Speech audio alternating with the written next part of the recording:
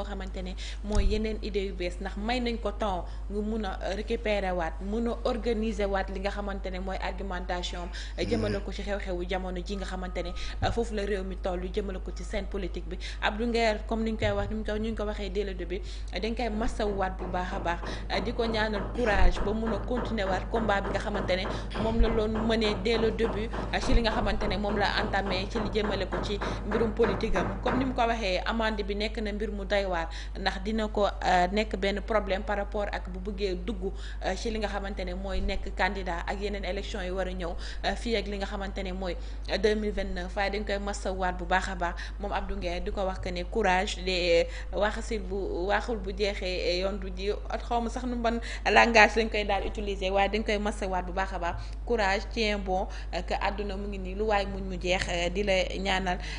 yeneen ak yeneen ak yeneen ak yeneen daal di ñëw teguwaat am nga mën ko cee amaat yeneen succès ba fële nga demoon yàlla boo fa delluwaat Kandé bu ñu jógee ci mbirum Abdou Nguer mu nekk loo xamante ne cri de cœur de Sénégal yëpp ñoo ko doon ñaxtu di hashtag libéré Abdou Nguer dañuy dem ci li nga xamante ne nemmeeku nañ ko démb ci li nga xamante ne diggante c'est 17h jàpp 22h 23h minuit mu nekk coow lu rëy diggante coalition bi nga xamante ne mooy Diomaye président ak ñi nga xamante ne mooy Pastef mu jur loo xamante ne gis nañ ne polémique bi lu ko gënoon a sooke mooy terrain meeting bi nga xamante ne Ousmane Sonko defoon na fa benn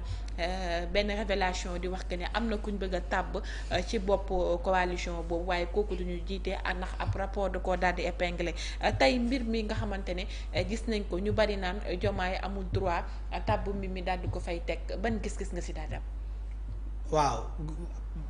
la déclaration de Ousmane Sonko d'abord. maanaam bu mu waxee ne am na ku ñuy waajal. man jàpp naa ne li ma jàpp ci li ma foog. muy lan. mooy moom gars yi ñoo ko wax waa parti am bu ko waa parti am waxee. Diomaye Faye moo ko laajoon avis ci li ma yaakaar. Ousmane Sonko dama jàpp ne Diomaye moo ko woo laaj ko avis. nekk bëgg naa jël Mimi Touré tabb ko à la tête de la coalition Diomaye président su demee noonu itam c'est des suppositions. analyse la parce que yaakaaruma ne Diomaye ci teyam ci coalition boo xam ne moo ko yóbbu au palais de la République coalition bi kii di Ousmane Sonko mu am ci wàll wu rëy mu joué ci rôle bu bari. rôle bu am solo nekkoon pionnier même ci coalition bi parce que kenn mënul weddi ne Ousmane Sonko ci coalition boobu nga xam ne moo yóbbu Bassirou Diomaye Faye à l'élection présidentielle moom personnage am rek joué na ci rôle bu 99,99% en terme de d'apport. Parce que Ousmane Sonko a fait le tour du Sénégal avec Bassirou Diomaye Faye. Au moment donné les deux se sont séparés kii aw ne donc Ousmane Sonko moo nekk le pionnier de l'arrivée de Bassirou Diomaye Faye au palais de la République loolu kenn mënu ko weddi. kon jàpp naa ne au regard de cela Diomaye lépp lu muy def ci coalition boobu day consulter Ousmane Sonko boo ko consulter nag moom mu dem jël wax ji yóbbu ko ci mbedd mi il ne doit plus mériter la confiance du président de la République parce que état du caaxaan. parce que Ousmane mii jàpp naa ne bu ko Diomaye waxoon ne suba Sénégal war na jël une mission secrète pour bombarder ji tel bandit tel voyou tel bu d'accord da ko yóbbu ci mbedd mi man loolu laa yaakaar parce que lii la kat yoole la lii yoole la daa dem ci meeting bi yoole fa Diomaye ci li ma yaakaar Diomaye moo ko def parce que Ousmane du magicien du jinne mënul dugg ci bopp Diomaye soit Diomaye moo ko koy wax wala ku jege Diomaye moo ko koy wax kon nit ñi bu ñu booleeti Ousmane Sonko ci seen biir parce que day yoole waat te yow làmmiñam day wax ci la parce que dafa ne dégg naa la wax kon nit mooy ñëw wax ko loo xam ne moom dañ ko dee mu dem yóbbu ko ci place publique bi mobiliser tout le Sénégal wax leen ko chef d'état du doxalee noonu waroon na wax ne am na li ma dégg buñ ci tolloo dinañ ci am posture buñ ci war a jël. coalition bi nag dinañ ko téye ba mu dëgër te bu ci nit xam nga discours administratif dafa am discours politique homme d'état dafa am Ousmane Sonko amagul discours homme d'état ça c'est la première lecture. Deuxième lecture bi madame mooy Ousmane Sonko a défié le président Bassirou Diomaye Faye publiquement mu mobiliser tout le Sénégal des 45 départements des 532 communes andi leen ci benn bërëb boo xam ne ñoom ñoo ko nettoyé ba mu set jëlee fa camion bu màggat jëlee fa mécanicien jëlee fa carrosserie jëlee fa lépp loo xam ne ordure la woon defar ko ba mu set en perspective de ce meeting ndax jaaykat yi fa nekkoon dañ leen nax parce que meeting ba la doon waajal nga yaatal ko ba mu leer jël Sénégal yépp ne ñëw leen ma yoole leen Diomaye ñëw leen ma wol leen ne man ragaluma Bassirou Diomaye Faye ñëw leen ma wol leen ne man maay Ousmane Sonko ba woon dara wàññeekuwul ci sama doole loolu waraloon meeting bi mu défier Diomaye ne ko boo deful ma def boo waxul ma wax boo fi jëlewul ñii ma jëlee leen fii parce que moo ko wax moo wax ne dafa am ay juges yoo xam ne dañ leen fi jëlee te Ousmane Sonko amul doole boobu c'est un pouvoir exclusif au président de la République, aux compétences du président de la République. La mainmise de l'État dans la justice, c'est presque une compétence du président de la République parce que tout simplement il siège dans le Conseil supérieur de la magistrature. Moom moo am pouvoir de nomination ainsi de suite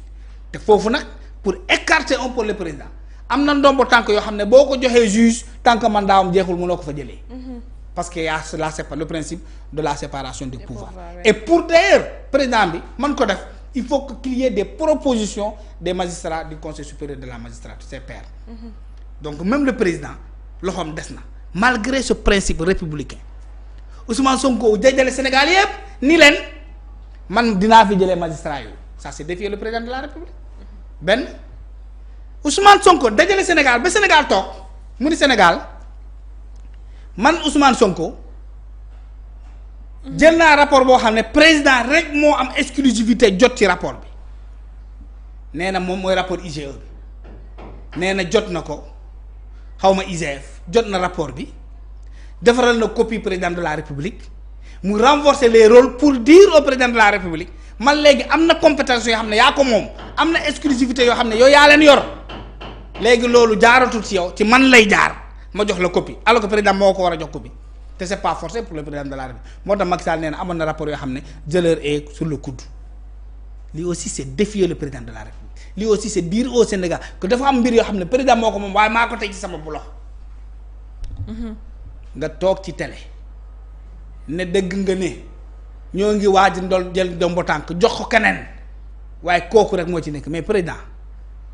quand il a été victime de d'autres menaces de d'autres agressions verbales de d'autres dictatures coup d'état verbal de Bassirou Diomaye Faye a été victime de cela mais le président là pour garder sa dignité sur son perchoir sur son trône doit sanctionner doit sévir loolu la def nii tey maintenant nag man góob ma ne problème am na seen diggante góob ma ko man li ma gëm mooy c'est un complot sur la tête des Sénégalais man loolu laa gëm. stratégie la. loolu laay gëm ba Bassirou am taxawaay bu ma war a am parce que amagoo ko ba tey. daa des. moom nii daa am benn taxawaay président Bassirou bi ba léegi day dëkku de léegi day jox ginnaaw bi naan dóor leen tant que président Bassirou Diomaye Faye amul taxawaay bu ma war a am man damay jàpp ne complot la sur le dos des Sénégalais. pour yow man taxawaay pour divertir Sénégalais dinaa ñëw c'est une bonne question. c'est une très bonne question. taxawaay bu mu war a am dinaa ci ñëw. man gëwuma ba léegi xuloo am na seen biir. dama gëm ne Sonko ba tey mooy Jomaay mooy Sonko. As mooy Jomaay mooy Sonko donc Sonko mooy As. As mooy Mimi mooy Sonko man loolu laa gëm. jusqu'à la preuve du contraire parce que man dama jàpp ne dañuy divertir le peuple sénégalais di ñu wax la waxu ñàkk fayda alors que Sénégal fu mu toll nii kenn warul wax waxu ñàkk fayda. kenn warul def politique. ñàkk fayda politique fulla ak fayda la ñu war a wax opposition fulla ak fayda la ñu war a def parce que tout simplement ce peuple sénégalais il est fatigué ñii bëgguñu ñu waxtaanee li nga xam ne mooy les urgences ñun xaaral ñu divertir leen xaaral ñu jouer leen théâtre créer film Rambo wala Van Damme yaa ngi dëgg ñu ne dañuy transformer l'espace politique en un grand théâtre national ñoom ñu nekk acteurs yi ñu nekk ñuy spectateurs yi ñuy seetaan. ñu ñuy divertir léegi nag ci biir stade bi acteurs politiques yi opposition bi chroniqueurs yi ñooy nekk ci kanam ñuy seetaan Ousmane Sonko lu mu mañeeru rek ñu mañeeru ko. lu mu tudd rek mu tudd ko maanaam ñu jël léegi suñu réew mi ñu transformé ko en théâtre national Daniel Sorano. jël population yëpp acteurs politiques yëpp transformé leen soleil levant bu Thiès bu ñoom Sanex. Ousmane Sonko nekk Sanex bu mag bi ñun ñii ñu nekk léegi booy nekk ci kër yi di seetaan di leen mañeeru di leen seet te loolu kenn du ko nangu xam nga la moo tax ñuy divertir peuple bi. bugguñu balaa maa ñëw ci sa question de bugguñu ñu waxtaanee dund bu métti échec bi nga xam ne pouvoir bi échec na ko man loolu laa gëm dañuy divertir politique na lu ne xeeñ na fa parce que politique c'est le complot d'abord politique c'est la stratégie pour mu réussir il faut que nga sañ yenn actes yi am na benn xarit bu ma woo dem bu naan ma non Kandé bu doon complot la d'accord ma ne docteur Abdourahmane Diouf dina jàpp ñuy ternir image am di ko naan way yow yaa détourné politique mën na lu ne politique mën na lu ne mën na nekk ci complot bi ne jël na lii ngeen teg ma ko parce que pour nag dil mu réussir il faut que mu doon lu dëgër ñu def seen semblant xuloo yooyu Sonko di tuumal kii diw di tu naan dégg na Sonko jinne la de dugg ci bopp Bassirou Diomaye Faye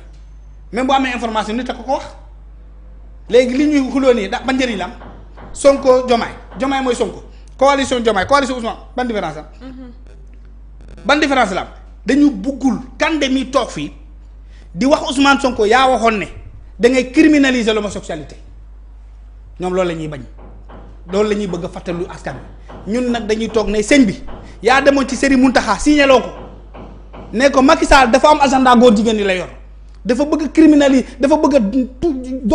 a dooleel góor jigéen fii ci réew mi Serigne Mountakha signé nga def ko Kaolack def ko Medina Baye def ko Medina Gounass def ko Medina Toul def ko Medina Layène def ko Saint-Louis def ko ci Taaleni def ko fépp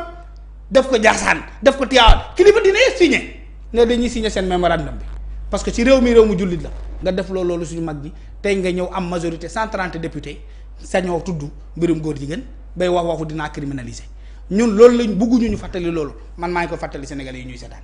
Ousmane Sonko moo fi taxaw ne yónnee nañu 8 milliards Bakel waa Bakel def conférence de presse ne gisuñu dërëm seen maire yi fa nekk ñu génn ñu ne gisuñu dërëm buggul ñu waxtaanee loolu te yow yaa waxoon Sénégalais yi la yaa gën a jug yow yonente nga yaa ku sell ki nga bëgg ñoo fàttaloo wax jooju loolu moo tax ñuy créer seen théâtre bi jël Sénégal soppi ko Daniel National théâtre Daniel National Sorano yaa ngi dégg jël acteurs politiques yépp def leen ay spectateurs ñoom parti au pouvoir ñu nekk acteurs yi Sanex bu mag bi nag jiite ko mooy waa ji nekk primature mooy nag Sanex bu mag bi nag du ñu jouer le théâtre bi yaa ngi dégg Abdourahmane Diouf nekk Zozo xam ngeen Zozo léegi nag Mimi Touré bëgg nekk kan nga xam ci seen troupe bi ci ñi siw ñi ñoom kii ñoom nu mu tudd non wax ñu waaye yow ba kan nga xam ci jouer théâtre Mimi Touré ak Aïda Mbodj bëgg nekk maire yooyu doon jouer théâtre soleil levant ñoom mooy jamono voilà ñoom ñu bëgg jouer léegi ñun ñu jël peuple Sénégal bi bëgg ne yeneen ñooy spectateurs yooyu ñoo seetaan réew mi yëpp ngeen bëgg ko soppi dañu nu mu tudd théâtre national dañu soraan ñoo lànk dañuy wax sénégalais lu ñu war a dégg réew mi tollooguñu fu ñuy fowee Ousmane Sonko mu ne